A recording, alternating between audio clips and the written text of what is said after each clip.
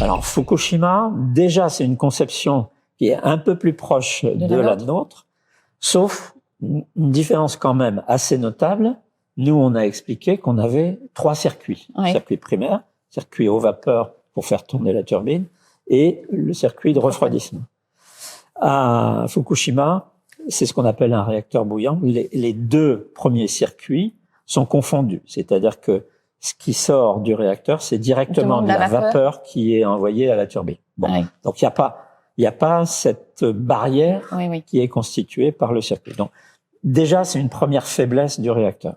Mais sa grosse faiblesse, ça fonctionne quand même. Mais la grosse faiblesse de la centrale de Fukushima, c'est que elle était très mal protégée contre ce qu'on appelle des agressions externes. Elle était assez bien protégée contre le séisme. Or, ça a commencé comme ça, l'accident de Fukushima. Ça a été un séisme assez violent.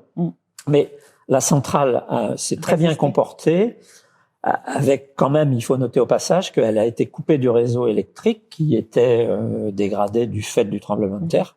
Et donc, ces alimentations électriques ont basculé sur des groupes électrogènes diesel à l'intérieur de la centrale.